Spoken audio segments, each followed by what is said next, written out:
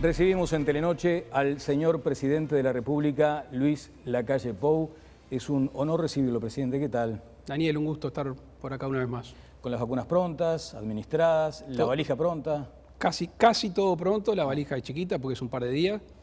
Vacuna, mañana tengo que tomar una que se llama Lariam, que es para la malaria. La empecé a tomar la semana pasada y cuando vuelva la tengo que tomar 4 semanas más. Presidente, ¿y cuál fue el motivo, de pronto, el momento en el que decidió este viaje? Como hace 5 o 6 años, jamás. Siempre pensé que si algún día me tocaba ser presidente de la República, debía de ir donde hay uruguayos, de alguna manera representando al país, pasando lejos de su familia, básicamente las misiones de paz, y la otra que me queda en el tintero, que fui en el año 93, es ir a la base antártica. La Antártida. Vio que con ironía a veces especula y dice, iba a buscar votos cabildantes ahí al Congo. Yo ya no necesito votos, Daniel. En el Uruguay no hay reelección. Yo lo que necesito es hacer una buena gestión. ¿Y usted qué prefiere, que gane el Partido Nacional la próxima elección o la coalición? Si piso la raya ya en la segunda pregunta de la noche, me paro y me voy. Capaz que me agarrás dormido en un ratito, pero... Pero por ahora no. No, yo no puedo opinar sobre política, Daniel. La coalición sí, de eso puede opinar porque son socios coaligados en el ejercicio del gobierno. El otro día lo esperó a Manini con el veto firmado. Es más o menos como recibir a un vegetariano con hamburguesas. Bueno, a ver, no te quiero aburrir con la explicación, la he dicho más de una vez y la sostengo. Es la primera vez en la historia del país que 5 partidos se coaligan para llegar al gobierno. Tú recordarás analistas diciendo que era muy difícil lograrlo. Lo preparamos con mucho tiempo. En la campaña electoral yo fui a todos los rincones del país con los programas de gobierno de los otros 4 partidos. Cuando avanzamos después de la primera vuelta, firmamos un compromiso por el país.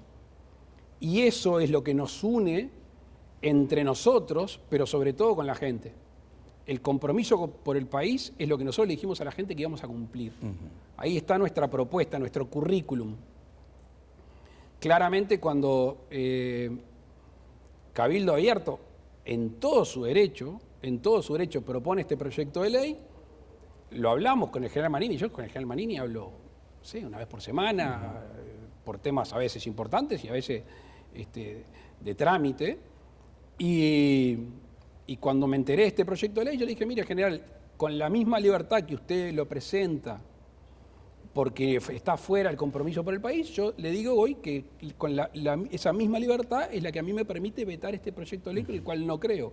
Sí. Y a mí me pareció educado, me pareció lógico que la primera persona que tenga el veto es un socio de la coalición que impulsó el proyecto de ley. Claro. Por eso fue la primera persona que conoció. Pero para un presidente vetar no es la medida más simpática. De pronto, o sea, es una decisión delicada y puede entenderse por parte de algún analista que Cabildo Abierto lo obliga a jugar esa carta. Yo, en serio, yo le saco dramatismo a este tema. Y conté una historia el otro día, cuando yo era Nobel diputado, 4 de abril del año 2000, tú vas a conocer porque soy del interior esta situación, maestras de escuelas rurales que las banca la Comisión de Fomento y no tenían aportes a la caja. En el entorno de auxiliares de servicio. Sí. El entorno de 1.500. Hablé en la Cámara, logré ponernos el presupuesto, nosotros estábamos en coalición, el presidente era el presidente Valle, veta algunos artículos del presupuesto, creo que 36, 37, y levantamos 6 vetos. Uno de esos artículos era el de los auxiliares de servicio. ¿Se rompió la coalición? ¿Nos peleamos? ¿Tuvimos drama? No, simplemente que no era algo que habíamos acordado y que cada uno utilizó sus herramientas constitucionales y jurídicas, que son las que yo usé para este veto. ¿Es el ideal vetar un proyecto de un socio de la coalición? No. Sería hipócrita si te digo eso. Ahora, creo que claramente está cada uno dentro de los compromisos que asumimos y esto claramente me parece que no genera ninguna rispidez posterior, salvo que obviamente no le debe haber gustado mucho, como a mí tampoco me pareció oportuno este proyecto de ley, una política de Estado de hace muchísimos años que de alguna manera esto lo modifica. Claro, pero obviamente si no es necesario, no le gustaría apelar a ese instrumento. Usted escucha mucho al expresidente Sanguinetti, otro socio de la coalición, y allí Sanguinetti decía que hay ruidos internos serios en la coalición. Y me tomo el trabajo de leerlo textual, porque cada palabra importa. Lo leí en Correo de los Ruidos Viernes. internos serios, y lo escribió en Correo de los Viernes. ¿No hay ruidos internos acaso? Ruidos va a haber siempre. ¿Serios?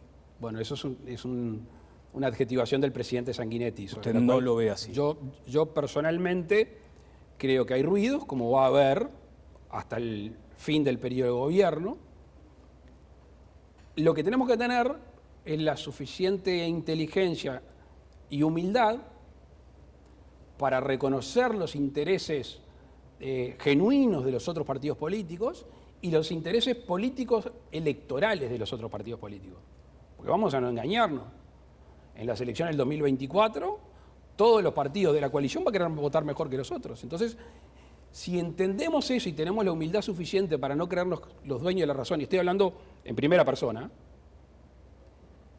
vamos a generar, como se ha generado hasta ahora, una base bien amplia donde cada uno se pueda mover libremente, donde no haya demasiadas fricciones y choques, pero se cumpla con el objetivo del compromiso por el país. Eso es lo que nosotros le tenemos que decir a los uruguayos cuando termine la gestión. Le tenemos que mostrar el compromiso por el país y decirle, cumplimos con la palabra empeñada en las elecciones. Y lo que no cumplimos, no lo cumplimos por esta razón. Claro. Voy a seguir apelando a algún adjetivo. Lo de tibieza, por ejemplo, del general Manini. Me siento casi que un politólogo hoy. No, porque ¿sabe cuál es el tema, presidente? Que efectivamente la gente de pronto ve que hay ruidos, como dice el presidente Sanguinetti, y tengo la oportunidad de preguntárselo a la primera figura, al primer ciudadano. Entenderás, Daniel, Claro. que yo, hasta por respeto y relacionamiento, hay cosas que Las habla en otro ámbito. las hablo en otro ámbito, pero tampoco me saco el lazo con la pezuña, así que te lo voy a contestar, Sí. pero necesito que me aclares un poquito más la pregunta. Bueno, lo que... Cuando decís tibieza, Claro, ¿con respecto a qué? El general Manini ha dicho que de pronto sería necesario en algunas políticas que lleva adelante el Poder Ejecutivo tener más firmeza. ¿Cómo cuáles? Y por ejemplo, las ha mencionado en seguridad, él entiende que todavía hay mucho por hacer allí, y hay algunos senadores vinculados a Cabildo Abierto que han dicho, bueno, esto del veto presidencial es traicionar a Bueno, si hay algo que no es tibio es un veto, ¿no? Eso desde ya. No, cuando jugamos frío, Sí. tibio, caliente, Sí. tomas caliente que Sí. tibio, seguro. Sí, pero habla en términos... Por ejemplo, un tema que yo sé que le ha preocupado al general Manini es el tema de las auditorías. también. Se han hecho, no me tomes el número al pie de la letra, 64 auditorías y más de 40 investigaciones administrativas. Y hay 23 acciones que han ido a la justicia penal. No parece muy tibio, ¿no? No parece muy tibio. Y además otra cosa, Daniel, y esto es más de fondo, más filosófico. Dijimos en campaña, lo dije el día que festejamos en el Quibón, y lo dije el 1 de marzo, que nosotros no llegábamos para cambiar una mitad por la otra de la sociedad. O sea, lo que yo criticaba de algunos temas con cierto radicalismo del gobierno anterior, o sea, ¿qué se espera? ¿Que yo haga lo mismo de este lado? O sea, en realidad no estábamos en contra del radicalismo, estábamos en contra de quien hacía o tomaba acciones radicales. Yo no soy radical, porque yo tengo la obligación de apegarme a mis valores, a mis principios, a mi compromiso con los uruguayos, pero también a la representación nacional. Yo soy el primer mandatario, soy el primer mandado al que mandan más. Sí. Entonces, yo no puedo apelar a la Ámsterdam o a la Colombes. Yo soy la olímpica, en el buen sentido de la palabra, allí donde se junta el centro de la opinión pública. Claro. Yo tengo Ámsterdam y podrá haber Colombes, por supuesto, pero tener prudencia, tener paciencia, y me parece que eso habla de no ir a los extremos. Sabe que un resultado cantado de esta entrevista tiene que ver, si vamos a tomar los sondeos de opinión, tomando como referencia a 10 personas. 5 o 6 van a estar de acuerdo, van a aplaudir, sin de pronto tomar en detalle el contenido de la entrevista, van a aplaudir lo que usted diga acá. Después hay 4 o 5. Esperemos meter una más para adentro con el contenido de la entrevista, porque quiere decir que la entrevista tuya fue buena y que yo contesté más o menos bien. Pero después está esa, ya que usted dice que no hay que cambiar una mitad por la otra. Entonces, ¿con qué actitud asume cada día para gobernar para todos?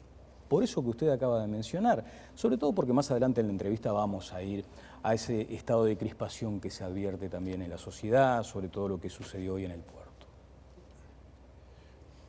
Mira, Daniel, yo, para algunos soy joven, para mí yo estoy quedando medio veterano, por lo menos en política estoy quedando medio veterano. Este planteo que tú me haces, lo he escuchado durante años, la crispación. Hay que darle sentido de la trascendencia no en el momento, sino en la historia del país. Yo creo que estamos lejos de la crispación, créeme. O sea, yo viví de legislador la crisis de los primeros años del 2000. Ahí había una crispación seria y con razón.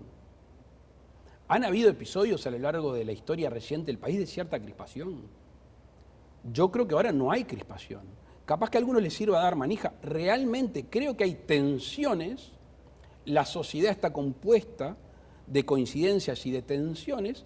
Y lo que se le exige al gobierno, insisto, en base a sus valores, sus principios y sus compromisos, es que centre esa tensión donde entiende que es la mejor situación para los uruguayos. El otro día le escuché decir eso de las tensiones, ¿no? Que usted convive con las tensiones, le gustan las tensiones porque le permiten poner foco. Entonces eso se lo traslado a este debate sobre la LUC o sobre estos 135 artículos. Imaginemos el escenario que usted está previendo, seguramente, que efectivamente se ratifiquen los artículos. Habrá detrás 800.000 firmas recogidas y seguramente una buena votación, en este caso del sí. ¿Eso le permite cambiar de tono, cambiar de rumbo, cambiar de ritmo al otro día? En la vida hay que ser buen perdedor, pero sobre todo es más importante ser buen ganador. Acá lo que hay es una opción que tomaron muchos ciudadanos de juntar firmas, recurrir, que después podemos hablar, 135 artículos sobre una ley que tiene una vigencia ya de 1 año y varios meses, que es una ley que genera libertades y que yo estoy dispuesto a defender los artículos impugnados, estamos convencidos de la misma, pero el resultado, obviamente, que si es negativo para nosotros, nos afecta, obviamente que nos afecta. Si yo pasé 1 año y medio en el país hablando del contenido de la LUC. ¿Cuánto afecta? Afecta. ¿Cuánto? ¿Qué es cuánto? ¿Y cuánto? Anímicamente. Porque, bueno, anímicamente ni que hablar, pero y a nadie le gusta. En el rumbo del Poder Ejecutivo y del Gobierno. En el rumbo no va a afectar. Lo que pasa es que nos quedamos sin algunas herramientas. Por ejemplo, lo que pasó hoy, que todo el mundo está comentando, el tema del piquete. El tema del piquete hoy se solucionó de la manera que creímos oportuno solucionar porque existe la LUC. Eso se vuelve atrás. No va a estar más ese artículo. Por ejemplo, la gobernanza de la educación, que para nosotros es muy importante, es más ágil, algunas medidas importantes en materia de seguridad se vuelven atrás, no vamos a tener esas herramientas. Y esas herramientas son las que nosotros creemos que son las idóneas, las buenas, que en 1 año y pico de validez jurídica de la ley no ha generado daño. Porque yo hasta el día de hoy estoy preguntando a los impulsores que me digan cuál es el daño que generó. Estoy buscando, porque acá se habló en una conferencia citada hace algunos minutos por el PIT-CNT de brutal represión desmedida.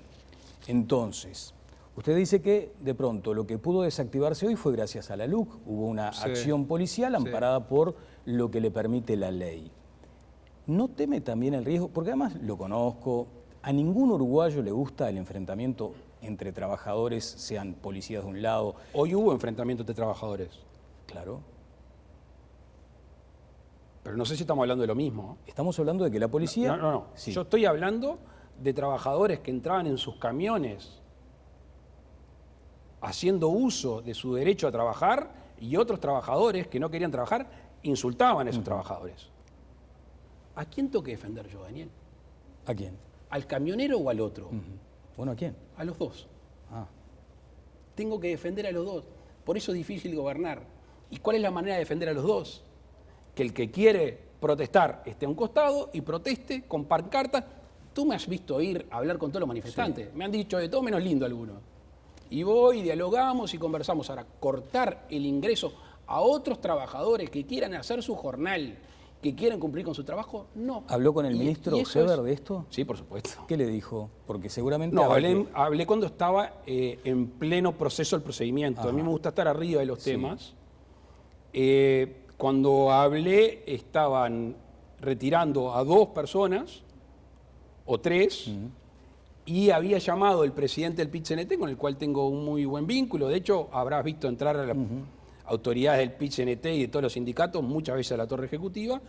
Estaba Abdala yendo al lugar de la manifestación para convencer o para dialogar con los afiliados, con la gente del sindicato, para dejar libre el espacio para que pasen la gente que estaba laburando arriba de un camión, que tenía horas laburando arriba de un camión, que estaba ganando su jornal y que quería volver para la casa. Entonces la respuesta es esta. Claro. Yo tengo que defender a los dos. La LUC pretende ser garantista. De todos modos, ¿cómo se blinda la acción policial para que no haya margen para el abuso?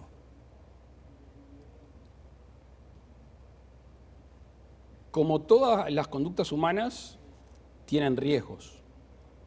La orden, el protocolo de acción, la actitud del Ministerio de Trabajo, la actitud de la Fiscalía, la actitud de la Justicia, está claramente arreglada. Tú no viste en ningún lugar entrar un policía con un palo sacando gente. Lo viste en otros gobiernos. Yo lo vi. En el gobierno pasado. Lo vimos, el desalojar. Nosotros no lo hemos hecho de esa manera. ¿Cuál episodio recuerda? Bueno, tenemos desalojando centros educativos, tenemos lugares donde se procedió de esa manera. Nosotros no hemos actuado así. Ni vamos a actuar así. Simplemente la policía, en el uso de la fuerza legítima, retiró a 3 personas, o 4, no quiero decir el número exacto, y el resto, después de una negociación que hubo de algunos sindicalistas, pasó eso. Presidente, allí se supone que había una reivindicación legítima de derechos laborales, pero también hay quienes pueden llegar a suponer que esto es como generar un clima de cara a lo que será finalmente el referéndum por la LUC. ¿Usted advierte que efectivamente puede haber un estado creciente de crispación como estos episodios, pero que detrás haya todo este debate? Yo no puedo adjudicar intenciones. No puedo. No puedo, aparte porque capaz que me equivoco. Entonces, alguien que opine de política o un vecino se puede equivocar. Yo no tengo la posibilidad de equivocarme y tampoco de prejuzgar.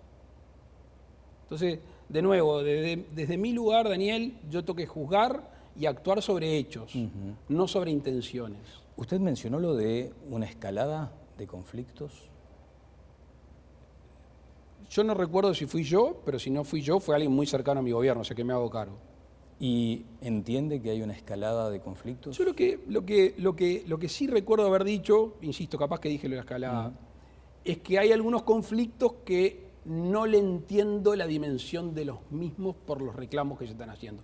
Para poner un ejemplo, el de ANCAP. Desde el año que yo nací en el 73, que no se paraba la refinería. Un par de millones de dólares va a costar la rotura esa.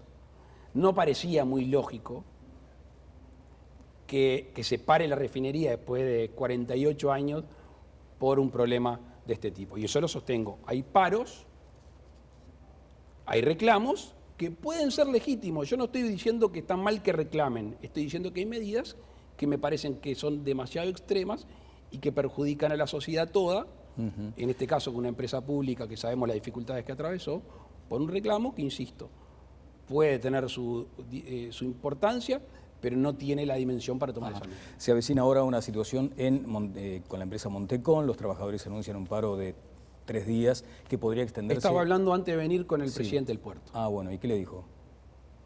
Mañana. Dígame, yo quiero que el Y pueblo. bueno, pero yo todos todavía- queremos que el pueblo. pero no, hoy te hablé de prudencia y paciencia. Sí. Es la que tengo que tener yo, por lo menos. Mañana van a haber novedades, seguramente. Mañana novedades. Lo de la esencialidad, así como hoy le mencionaba lo del veto, lo de la esencialidad es algo que está ahí latente siempre. Siempre, ¿Para qué casos? para los que habilite la ley. Ajá. Y le pregunto concretamente, el puerto, por ejemplo, si se para otra vez, ¿es una actividad esencial detenida? Yo he aprendido por algún episodio medianamente reciente, que cuando se apela a este instrumento, tiene que ser cuando no queda otra salida, cuando uno valora que no queda otra salida, y además si se decreta se hace cumplir. Con lo cual te podrás imaginar que lo menos que voy a hacer es decir, sí, la tengo, tipo, como quien pone un revólver arriba de la mesa, no me parece lógico. Bueno, se aprobó en diputados la obligación de personería jurídica, entre otras organizaciones, para los sindicatos. Allí hablan de una intromisión, de una intervención sobre la actividad sindical. De parte de quienes presentan la iniciativa, lo que se entiende es que hay que transparentar más la actividad. Pero su socio en el gobierno, Cabildo Abierto, quiere más, quiere regular los sindicatos. Nosotros hicimos un trabajo, Aramo dijo Mosquito, el Ministerio de Trabajo hizo un trabajo bien importante con las cámaras empresariales, con los sindicatos. Pues es otra cosa que pasa, nosotros hablamos con todos y hablamos todo el tiempo. No es que tenemos una visión miope del país, escuchamos a todos. Llegamos a un proyecto que nos satisface a nosotros, que no es un proyecto que violente derechos, al revés, creo que asegura el funcionamiento de los sindicatos y de la sociedad con respecto a los sindicatos, y se votó este proyecto de ley que estaba dentro del compromiso por el país, que está amparado en la Constitución de la República y que además la OIT lo tiene como uno de sus señalamientos, con lo cual estamos muy tranquilos en haberlo aprobado. Llevó un poquito más de tiempo de lo que esperamos, pero se aprobó. Pero el paso de la Digo, regulación... se aprobó, tiene media sanción. Claro, falta que lo considere el Senado. Lo de la regulación ya sería algo más delicado desde su punto de vista. Por ahora, nosotros no lo tenemos arriba del escritorio. Sí sé que Cabildo Abierto lo presentó y seguramente insista en la Cámara de Senadores. Para cerrar un poco el capítulo, mire la cantidad de cosas que tengo y el reloj. Miro el reloj y me quiero volver loco porque falta mucho. Pero sobre estas cuestiones Yo vinculadas... hasta mañana a la 1 que me subo al avión te digo. A la 1, sí. No, obviamente hay una situación, o sea, los datos de la economía, de hecho hoy se conoció uno alentador, los motores siguen funcionando, hay una recuperación del empleo, tenemos además algunas, consultoras, estas agencias calificadoras que nos dan bien, pero hay mucha angustia porque todavía sigue muy pendiente lo de la recuperación salarial, que el Poder Ejecutivo lo ha entendido como un compromiso de campaña y que lo va a cumplir. El asunto es que hay sectores, acaso los más vulnerables, que recién verán esa recuperación al final del periodo. ¿Es efectivamente así? Te voy un poquito más para atrás, Daniel. Dale. Hay gente que está sin trabajo. O sea, lo primero que tenemos que hacer nosotros es que la gente tenga trabajo. En febrero del 2020, este gobierno asume con 10,5% de desempleo. El último registro es 8%. ¿Alguien en su sano juicio pensaba que todavía en pandemia, quizá no en el pico de la pandemia, íbamos a tener 8% de desempleo? ¿Alguien pensaba que todavía en pandemia, cuando se disparó lamentablemente la pobreza, baje de 50.000, la mitad en el semestre pasado? ¿Alguien pensó que íbamos a tener la tasa de actividad que tenemos ahora? ¿Alguien pensó que tenemos 51.812 trabajadores en la construcción? Cifra, para que te hagas una idea, que no se da desde abril o noviembre del 2015. Por supuesto, hay algunos sectores que han acordado por arriba de la pauta del gobierno. ¿Eso qué es?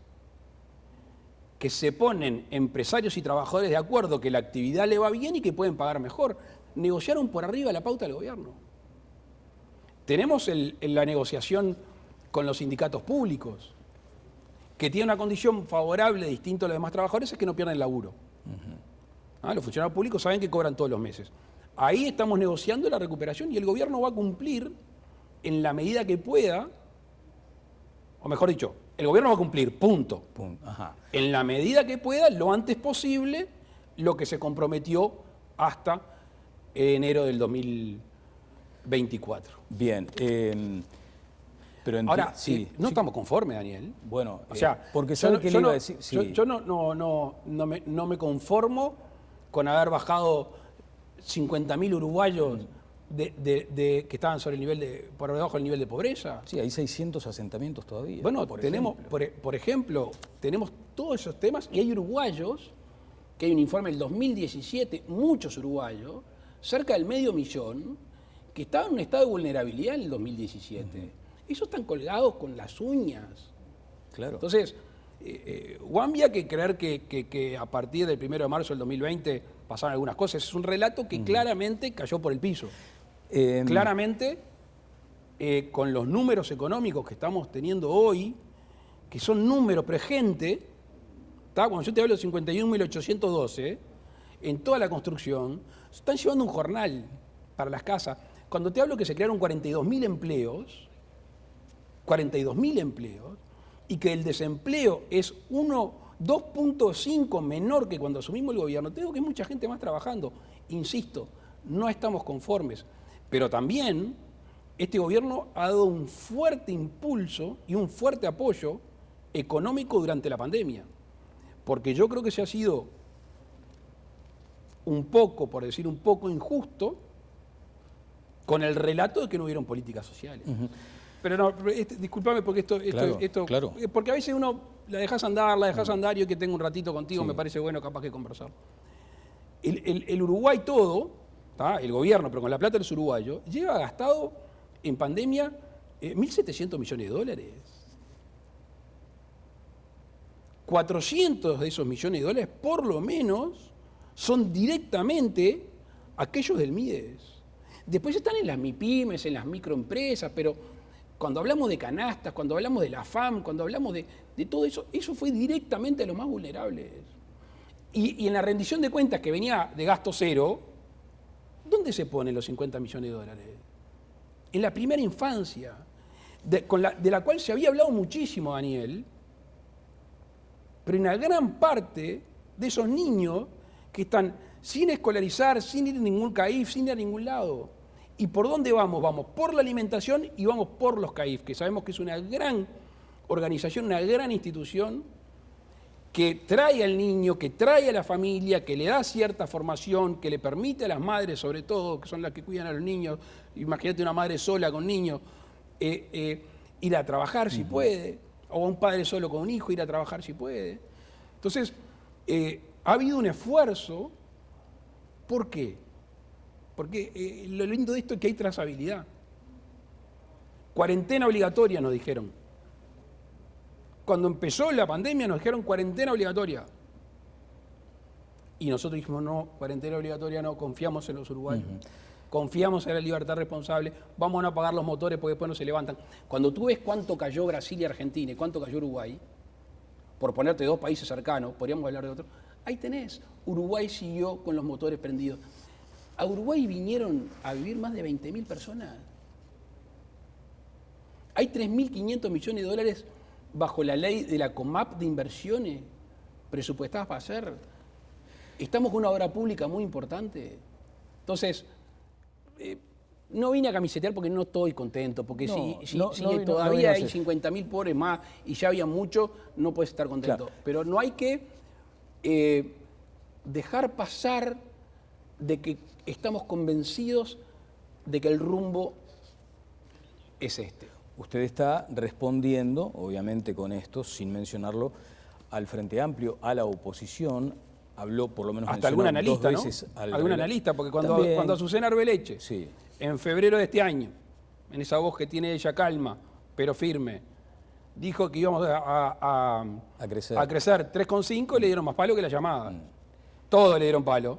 Y ahora están todos arrimando al bochín despacito y vamos a terminar el año, como dijo Azucena y el equipo económico, quizá creciendo más de 3,5. La oposición sigue sosteniendo que fue escaso lo que se dio en su momento y plantean sus argumentos.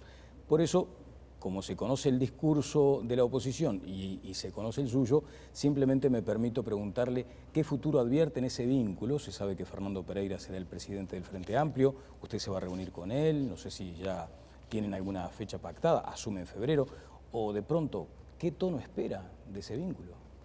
Yo con Fernando Pereira, persona, tengo muy buena relación.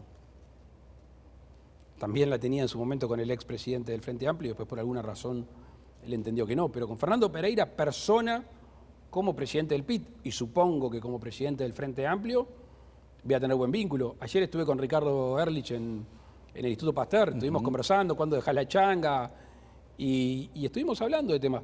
Y no me cabe la menor duda que me voy a tomar unos mates con Fernando Pereira a pocos días de asumir. Es el 39% del país en la primera vuelta. Además de que tengo buen vínculo. Eso de no cambiar una mitad por la otra. Exacto, y te voy a decir más. Mirá lo que ando. Mirá lo que ando. Un viejo anhelo de muchos uruguayos y preocupación que es el hospital de clínicas. Sí. Bueno, en el 30 se cumplen 200 años de la Constitución. ¿Está? Yo creo que el Uruguay todo puede hacer un esfuerzo para tener un hospital de clínicas modelo, un nuevo hospital de clínicas.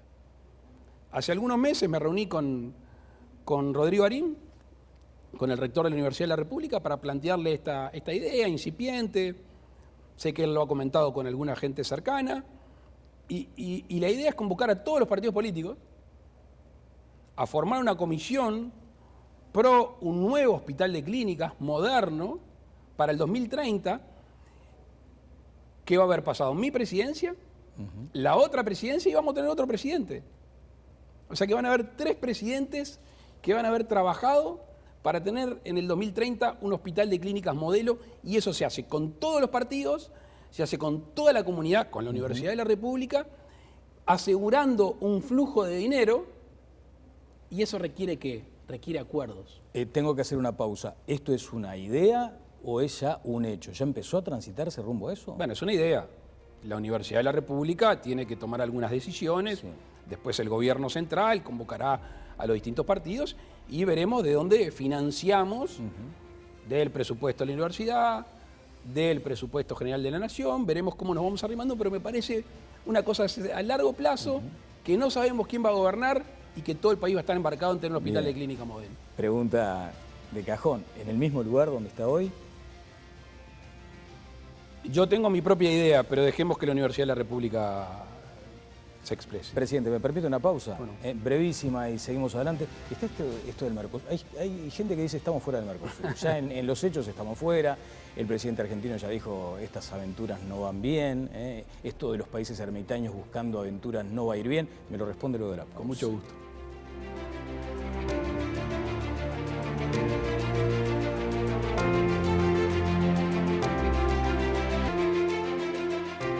Seguimos adelante con el señor presidente de la República, Luis Lacalle Pou. Ahora empieza un poco la dinámica esa del ping-pong, porque no nos queda mucho tiempo. Presidente, le decía, la sensación es que quedamos solos en el Mercosur. Por esta última votación de la Cumbre Virtual de Brasil, el 3-1 por el tema de los aranceles, son temas muy técnicos, pero allí es donde uno se pregunta, ¿no se está jugando demasiado tantas fichas a China exclusivamente? A ver, primero, creo que el gobierno representa una política nacional de hace muchos años, por lo menos en las intenciones.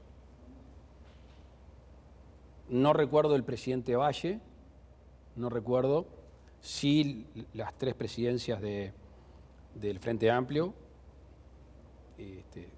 manifestaron su intención, nunca fueron realmente a los bifes, como se dice comúnmente. Nosotros hicimos un planteo formal. Primero, en el pico a pico con cada presidente, cuando yo me reuní con Alberto Fernández, con Bolsonaro, con Mario Abdo, en esas reuniones informales que están buenas porque hablas a calzón quitado, le dijimos por dónde íbamos. Las reuniones de los cancilleres, ya con cierta formalidad, también se habló. Las reuniones de la ministra de Economía con el ministro de Economía de Brasil también se habló de cuáles eran las aspiraciones uruguayas, que es pertenecer al Mercosur pero tener la posibilidad de flexibilizarlo y modernizarlo para negociar con el resto del mundo. Eso hoy no es posible. Nosotros creemos que es posible, porque de hecho la regla del consenso de alguna manera ya no se ha cumplido, porque acá hay estrategia y hay táctica.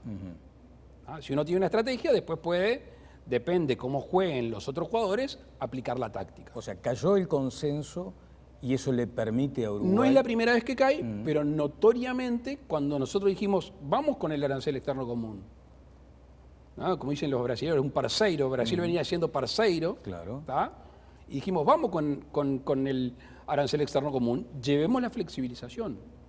A último momento, Brasil decide tomar esta medida por sí y ante sí, y nosotros decimos no acompañarlo porque no venía la flexibilización. Al mismo tiempo venimos negociando con China, que no es un estudio de prefactibilidad por separado, es un estudio de factibilidad en conjunto, que creímos que iba a terminar en diciembre, no se termina en diciembre. Lo dijo el embajador. Eso es una fecha que había puesto el embajador, el gobierno chino. No vamos a extender un poquito, pero te quiero decir otra cosa. Nosotros en estos tiempos abrimos algunas embajadas, otras cerramos, abrimos 2, Armenia y Turquía. Y yo recibí al embajador turco acá y el canciller viajó, nuestro canciller viajó a Turquía. Y el planteo fue, hay que establecer más vínculo comercial. Convengamos que Turquía, si no es la 10ª potencia del mundo, está entre las 11, 12 potencias del mundo. ¿Pero usted está hablando de la eventualidad de un TLC con Turquía? Te lo digo ahora y se lo digo a la opinión pública. Recibimos formalmente la contestación de Turquía para iniciar un TLC con Uruguay a partir de marzo. Ahora hacer algún camino exploratorio y si este camino exploratorio, que tiene un nombre técnico que no recuerdo, nos satisface, a partir de marzo empezamos a trabajar rumbo a un TLC con Turquía. No es China solo. Me decía el embajador turco, y después fui a revisar las cifras, que llegamos a tener una exportación de $500 millones. Un punto el producto casi. Claro. Entonces, el Uruguay abierto al mundo. El Uruguay jugando en las grandes ligas porque los uruguayos ganan en las grandes ligas. ¿Tan abierto para Hay que abrirles el establecer, mercado. sí, tan abierto para ese TLC con China o tan abierto para estudiar un TLC con Estados Unidos? Por supuesto. El sueño del pibe. China y Estados Unidos, el sueño del pibe. ¿A usted le gusta soñar y ya está en eso? Yo creo que hoy Estados Unidos no está en esa sintonía. Yo creo que Estados Unidos tiene otras prioridades hoy. Esperemos a ver a quién nombran de embajador acá en Uruguay, qué conversaciones podemos tener. A ver, Estados Unidos nos compra muchas cosas a nosotros, ¿no? Es un socio comercial importante.